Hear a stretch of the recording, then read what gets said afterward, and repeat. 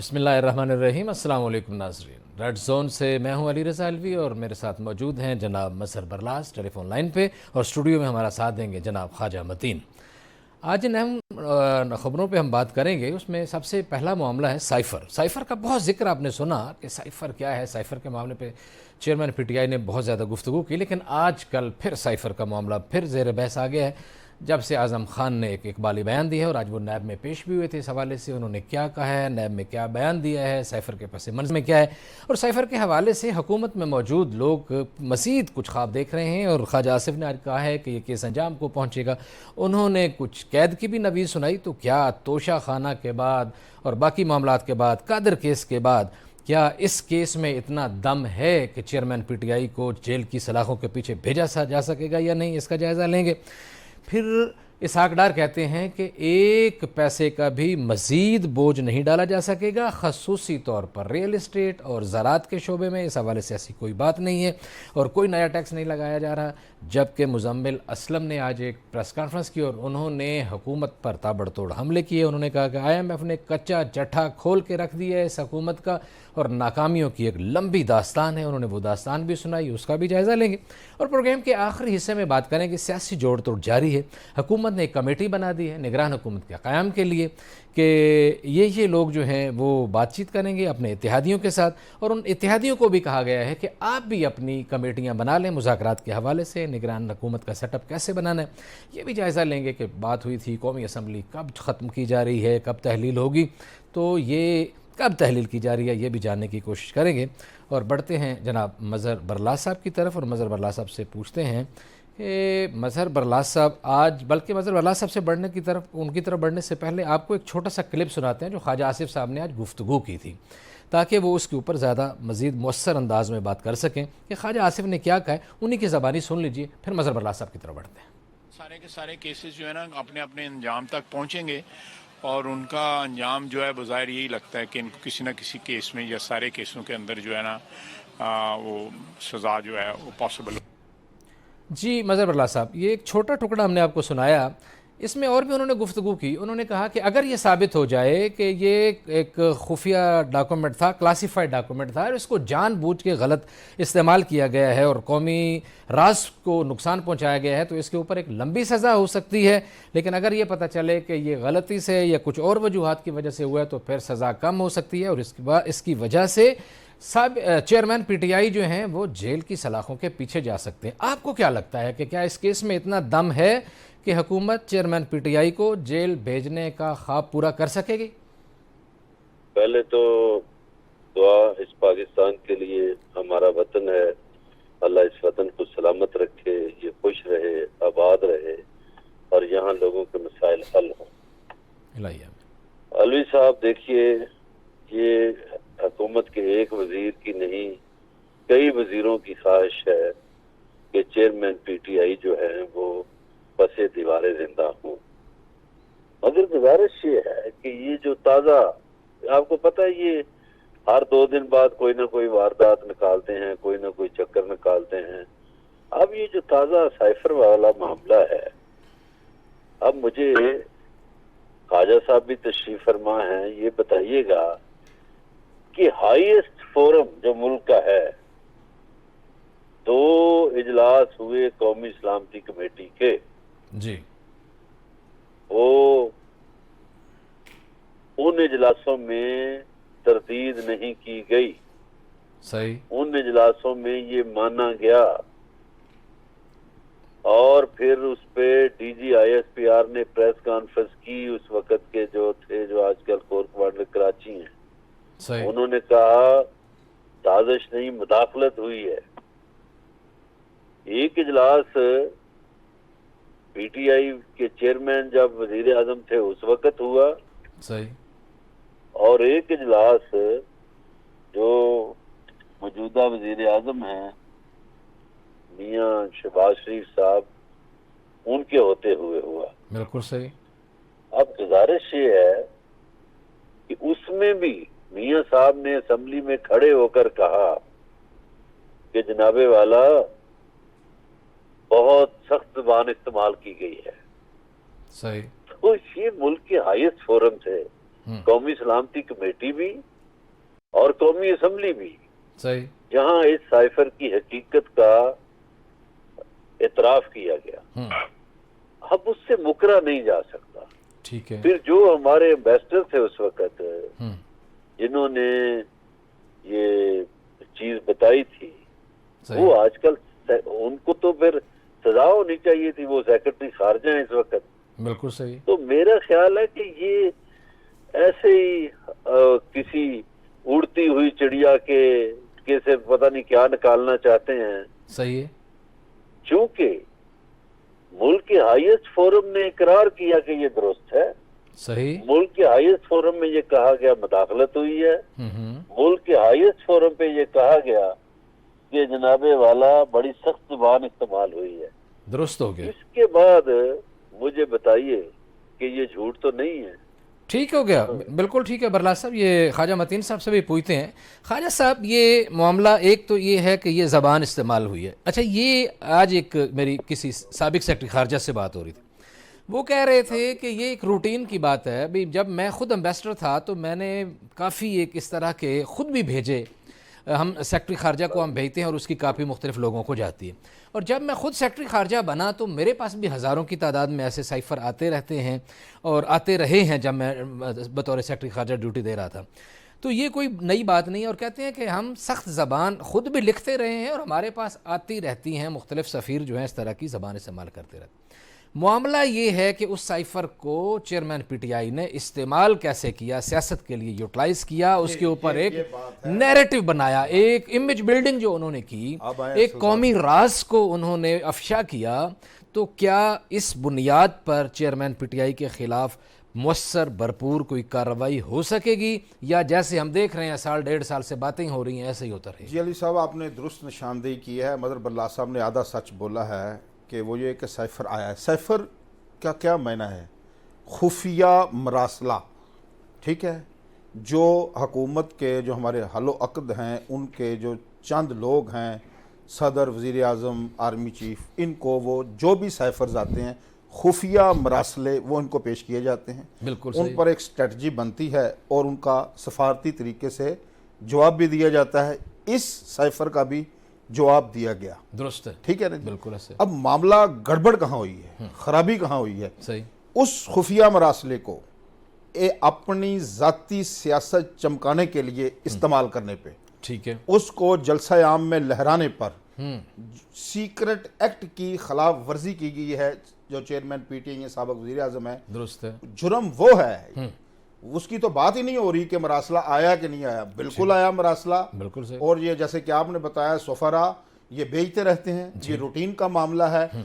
लेकिन उसको अपनी ज़ात के लिए और सियासत के लिए, और जैसे कि सिलेक्टेड हुकूमत कहा गया और इम्पोर्टेड हुक्मरानों का बयानिया जो गढ़ा गया, वो इसके पीछे यही सैफर ही था ना, बयानिया बनाया उन्होंने। अब जब उनके जो साबिक प्रिंसिपल सेक्रेटरी हैं आज़म खान, उन्होंने पहले वीडियो ऑडियो लीक हुई थी, आपको याद होगा।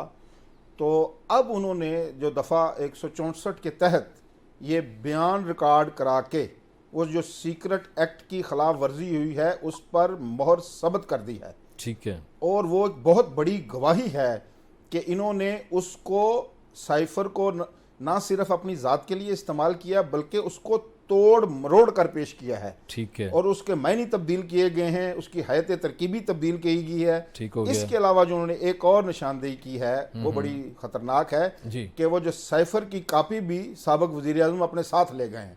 ये किसी को देखें, ये प्राइम मिनिस्टर का ऑफिस है, यहाँ जो दस्तावेज़ात हैं वो कौम की इमानत हैं, ना कि किसी ज़ाती पर्सनैलिटी के लिए। आपको याद होगा कि जो साबिक सदर हैं, अमेरिकन सदर डोनाल्ड ट्रंप, उनके घर पर भी छापा मारा गया और जो वो खुफिया दस्तावेज़ात, सरकारी दस्तावेज़ात घर ले गए थे, उनके घर छापा मार के वो बरामद की गई और सजा दी गई है। वो ये बात इशू उठा लिया गया, हम ये बात कर रहे हैं। हम साइफर का इनकार नहीं कर रहे, साइफर आया है, उस पर कौमी सलामती कमेटी का इजलास भी हुआ है।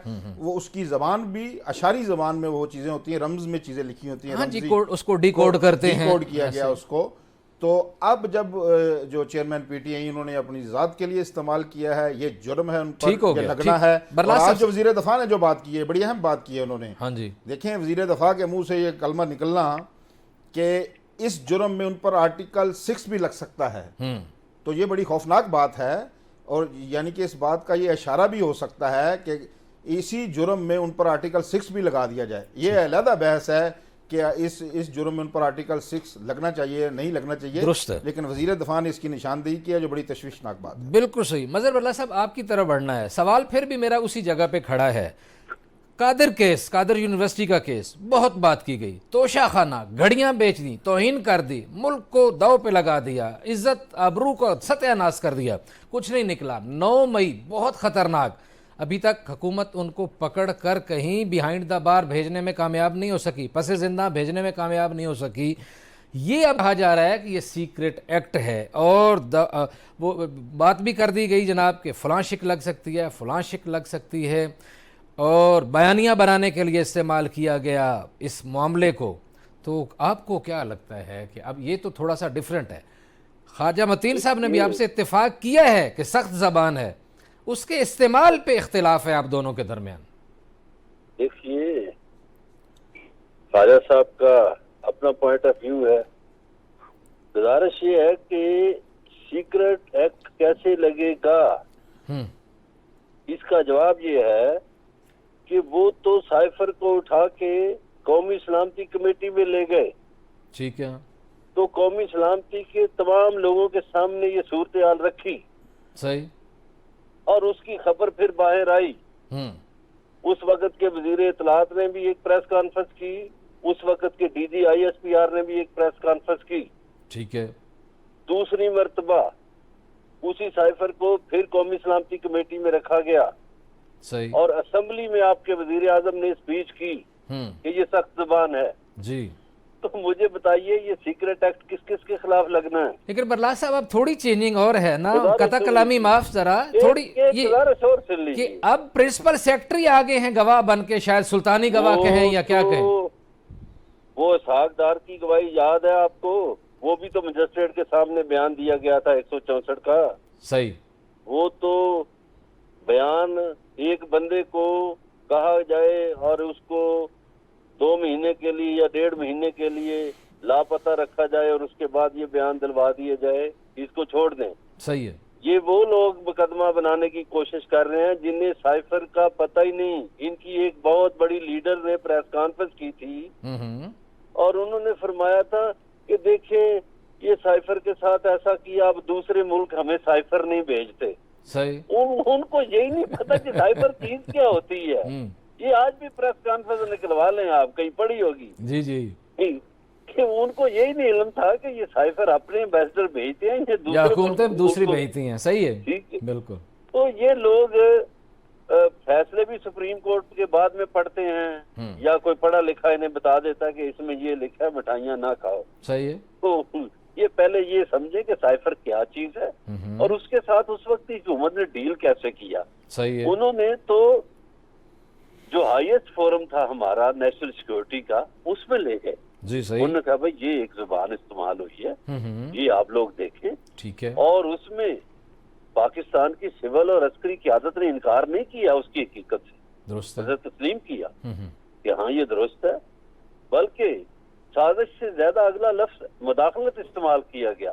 ठीक। मुदाखलत होता है अमल कर देना, सही है, साजिश होता है मनसूबाबंदी। तो ये तो अगली बात उन्होंने कर दी जो पाकिस्तान के अस्करी तर्जुमान थे उन्होंने। तो मेरा नहीं ख्याल कि इस पर सीक्रेट एक्ट बनेगा, ये इनकी ख्वाहिश है।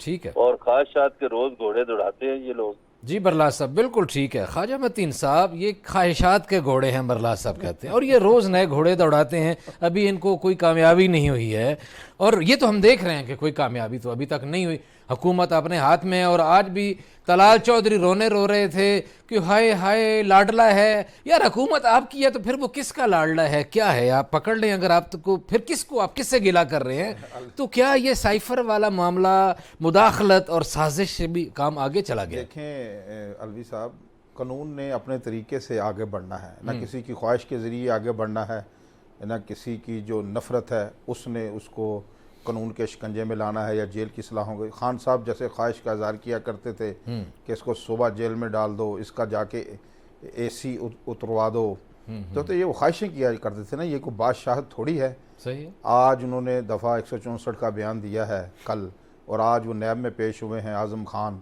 उन्होंने जो 190 मिलियन डॉलर का जो फ्रॉड हुआ है अल-कदर यूनिवर्सिटी में, जी जी, तो उस पर भी उन्होंने कहा है ये मैं इस बात का ऐनी शाहिद हूँ कि मेरे सामने ये कबीना में तफसीलात पेश की गई और उन्होंने इसे सारा मुद्दा जो है शहजाद अकबर पर डालने की बात की है। तो कानून ने अपने तरीके से आगे बढ़ना है। जब कुछ जुर्म साबित होगा, ज़मानत कैंसिल होगी, चीज़ें आगे चलेंगी, तो ये ख्वाहिशात के पर कोई पाबंदी नहीं है कि किसी बंदे को पकड़ कर जेल में डाल दें आप, वो अपने तरीके से बढ़ेगा। एक बात की मदर बल्लाज साहब ने कि उस वक़्त के जो DGISPR थे, उसके बाद भी 22 जून 2022 को भी मेजर जनरल बाबर इफ्तिखार ने भी एक प्रेस कॉन्फ्रेंस की थी, तो उन्होंने भी साइफर को सब झूठ है करार दिया था। ठीक है, उन्होंने कहा था ये जो एक ने मुदाखलत कहा था, दूसरे ने झूठ कहा था। हाँ, वो भी प्रेस कॉन्फ्रेंस मद्देनजर रहनी चाहिए ना, जो 22 जून 2022 को हुई है। सही है। तो ये भी चीज़ें मद्देनज़र रखनी चाहिए कि एक क्या मौक़िफ़ है, मदाखलत है, साजिश है, उसका सफारती तरीके से साइफर आया, उसका सफारती तरीके से उनका जवाब भी दे दिया गया। लेकिन मदर बल्ला साहब वो बात नहीं कर रहे हैं कि जलसा आम में लहराने के लिए तो साइफर नहीं भेजा था ना किसी ने उनको, कि इसको जलसा आम में लहराएं। ठीक है। और वो पाकिस्तान, अगर कोई भी मदाखलत थी वो रियासत का मामला था, वो कोई PTI का कोई ज़ाती मामला तो नहीं था। सही है। आपको किसी ने उसी पर, आपको पता है खान साहब, मैं उन्हें शुरू में एक जुमला कहा था, वो झूठ के सौदागर हैं और वो उनका हर मामला झूठ पर झूठ, एक झूठ।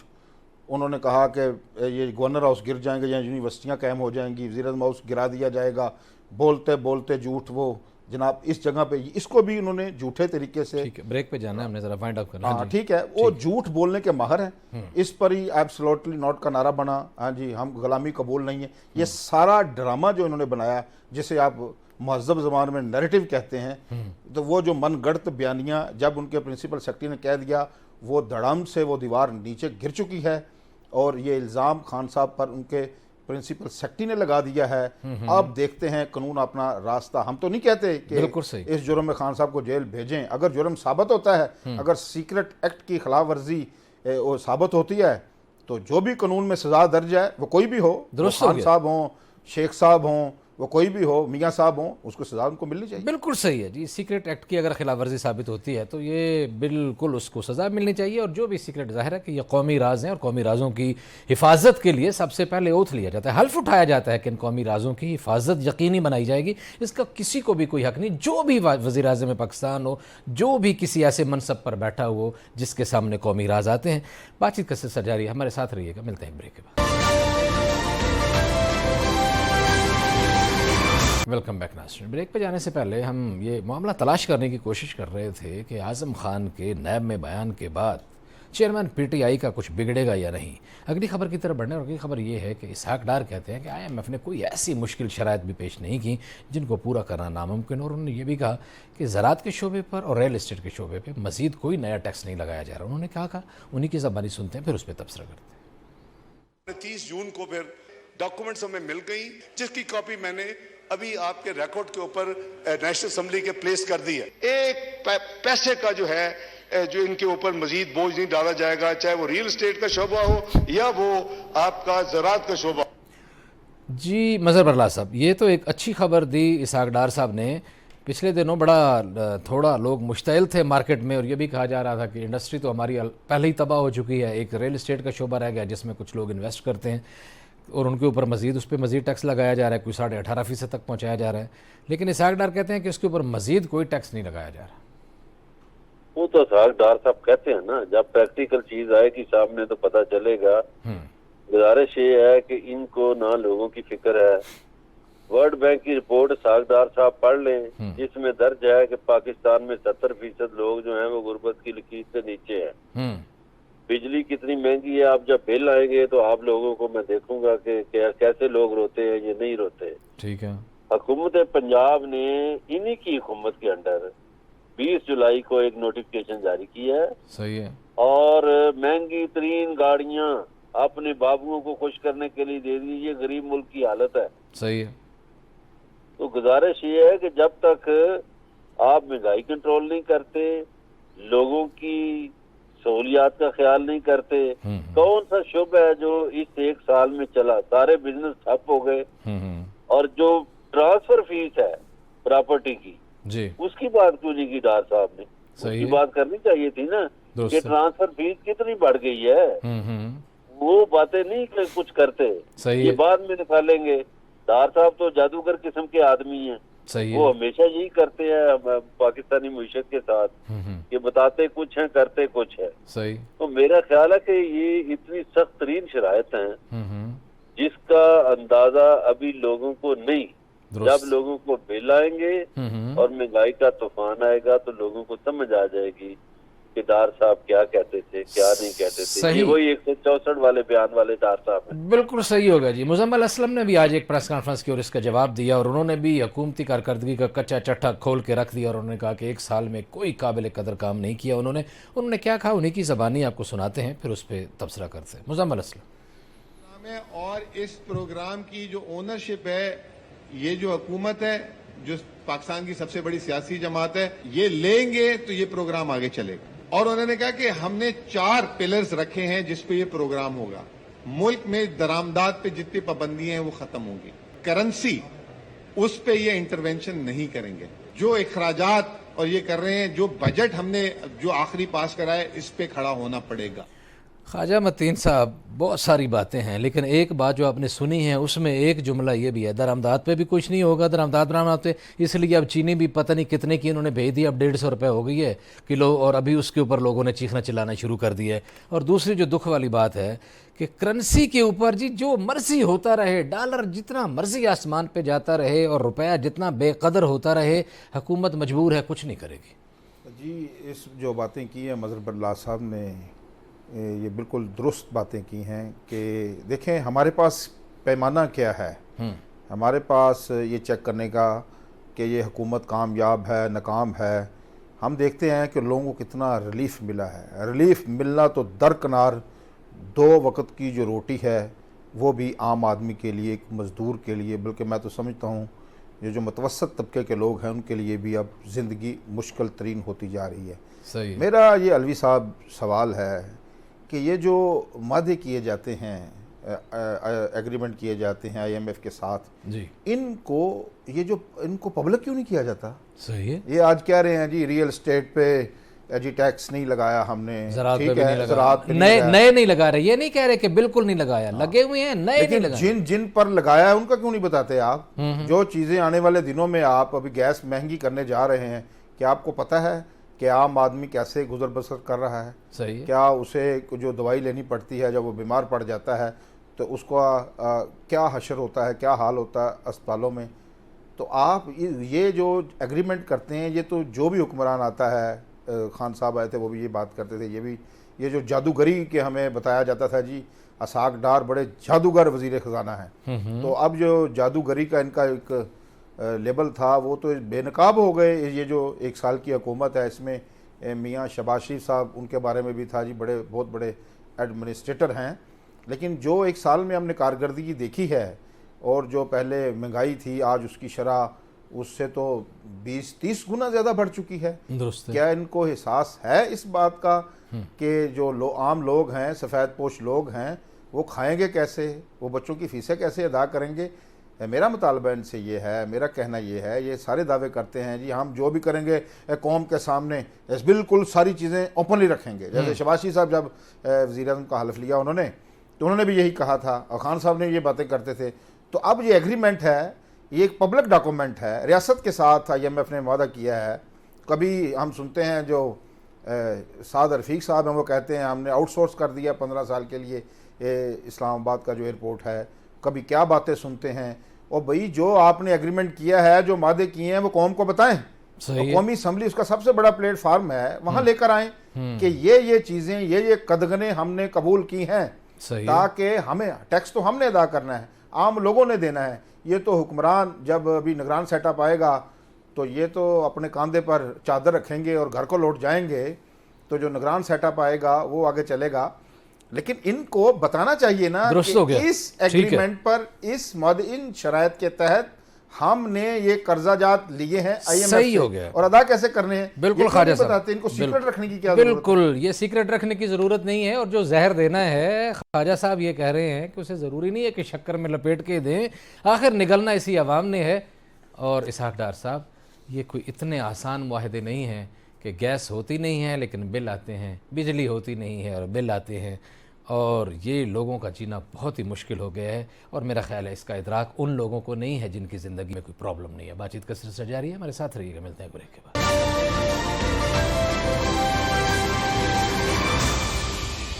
वेलकम बैक नाज़रीन। अगली खबर की तरफ बढ़ते हैं और अगली खबर ये है कि असम्बली कब तहलील होगी, इंतखाबात होंगे या नहीं होंगे, निगरान हुकूमत में कौन से लोग सामने आएंगे और ये क्या होगा क्या, और वाकई इलेक्शन होंगे भी या नहीं। मज़हर बरला साहब से पूछते हैं। बरला साहब, क्या लगता है आपको? ये सवाल जो है ना अलवी साहब, ये है कौन बनेगा करोड़पति। ये ऐसा सवाल है। सही। गुजारिश ये है कि अभी तक मसला खुद ही हमारे सियासतदान कंफ्यूजन का शिकार हैं। हुकूमत में बैठे हुए लोग भी कंफ्यूजन का शिकार हैं। सही है। कोई कहता है जी मर्दमशुमारी की हिच हमने डालनी है, कोई कहता है इलेक्शन नवंबर में होंगे, कोई कहता है अक्टूबर में होंगे, कोई कहता है आइन के मुताबिक ये होगा। असल सूरत हाल अभी तक मेरा ख्याल है हमारे किसी सियासतदान को अंदाजा ही नहीं। ठीक है। ये सारे गैस पे चल रहे हैं। सही है। और मैं तो इस मुल्क में ये पहली दफा तमाशा देख रहा हूँ कि निगरान वुज़रा के लिए भी कोटा सिस्टम बनाया जा रहा है कि तेरे 3 वजीर होंगे तो मेरे 6 वजीर होंगे तो उसके 4 वजीर होंगे। जी जी। ये मतलब ये मुल्क चलाना भी चाहते हैं या नहीं? ये जो इस वक्त हमारे हुक्मरान है ये किस नहज पे ले जाना चाहते हैं? सही है। पूरी कौम को कंफ्यूज कर रखा है। ठीक है भाई, इलेक्शन करवाने हैं, आइन के मुताबिक होने हैं, बताएं। अब सही। ये जो देखिए, ये इनकी मुनाफिकत देखिए कि 13 अगस्त को असम्बली तहलील हो जाती है अपनी मुद्दत पूरी करने की। दुरुस्त है। अब कौन सी मुसीबत आई है कि 2 दिन पहले आप असम्बली बर्खास्त करें कि ताकि जी इलेक्शन 90 रोज में हो। सही। ये ड्रामे बंद होने चाहिए। लोगों के लिए काम करें, लोगों के लिए सोचें। अपनी वजारतों की तो बंदर बांट का आप सोचते हैं, बिल्कुल सही। लोगों का नहीं सोचते। बिल्कुल सही। ख्वाजा साहब, 2 दिन पहले असम्बली तहलील करके 90 दिन का जो सिस्टम पे जाना चाहते हैं बजाय 60 दिन की, इसमें क्या फ़ायदा क्या है? वैसे कोई रमज तो होगी PDM की। देखें, ये जो पॉलिटिकल लोग हैं ये अपनी पेशबंदियां करते रहते हैं, इनकी पेशबंदियां दरी की दरी रह जाती हैं। ये फैसले कहीं और होने हैं, मैं आपको बताऊं। अच्छा। फ्रैंकली स्पीकिंग, अच्छा। हाँ, ये इनके बस का रोग नहीं है, ये चले जाएंगे। और मुझे तो ये 2023 का साल, इसमें इंतखाबात होते नज़र नहीं आते। और जहाँ तक निगरान सेटअप की बात की जा रही है तो कुछ पॉलिटिकल लोग, हमने भी कुछ राहदारियों से नाम सुने हैं। सही है। अगर कोई जैसा कि कहा गया कि जी पॉलिटिकल पर्सन होगा, ना कोई रिटायर्ड जर्नैल होगा, ना कोई रिटायर्ड जज होगा, ना कोई सहाफ़ी होगा, तो महदूम जो अहमद महमूद है उनका नाम भी कुछ हल्कों में ज़ेर गर्दिश है। अगर पॉलिटिकल पर्सनैलिटी हुई, अगर इंटरनेशनल इस्टेब्लिशमेंट ने अपना जोर दिखाया, जैसा कि बल्ला साहब कह रहे थे कि उनके बगैर भी फैसले नहीं होते, तो फिर रज़ा बाकर का नाम भी बड़ा चमकता सितारा है। और जो है मोईद यूसुफ, उन पर भी बड़ी आजकल नज़र करम है। तो इस तरह के नाम सुन रहे हैं। देखें अब जो वजारत निगरान जो वज़ीर-ए-आज़म का हुमा है वो किसके सर बैठता है, तो ये तो चीज़ें चलती रहनी हैं। ठीक है। और जो अभी जो सबसे बड़ा मसला है अलवी साहब, वो इंतखाबात नहीं है। सही है। वो इस मुल्क का माशी तौर पर बट्ठा बैठ गया है। सही है। हम $2 अरब के लिए जितनी नाक रगड़वाई हमारी IMF ने, ठीक है, और कहा गया कि अभी आपको वो भी पैसे किस्तों में दिए जाएंगे। तो अभी पहले जो मैं समझता हूँ मईशत ठीक की जाएगी। जब तक मुल्क माशी तौर पर मुस्तहकम नहीं होता, ठीक हो गया, इंतखाबात होंगे, फिर लड़ाई झगड़े होंगे, सही सही, फिर धरने होंगे, फिर कोई मानेगा नहीं मानेगा। इस वक्त माशी तौर पर मजबूत मुल्क की बिल्कुल मजबूत जो है मुल्क मईशत के हवाले से मजबूत होगा तो लोगों का जीना भी आसान होगा। और अगर माशी तौर पर सूरत हाल इसी तरह दिगरगून रही तो फिर हालात बहुत ख़राब हैं। लेकिन बहरहाल ये बात मुसल्लमा तौर पर बहुत ज़्यादा ज़रूरी है कि इंतखाबात आइन के ऐन मुताबिक होने चाहिए। किसी बात का बहाना बना के इसको तअत्तुल का शिकार नहीं किया जाना चाहिए। आज इतना ही, आपसे मुलाकात होगी कल। अपना ख्याल रखिएगा। अल्लाह ना के बाद।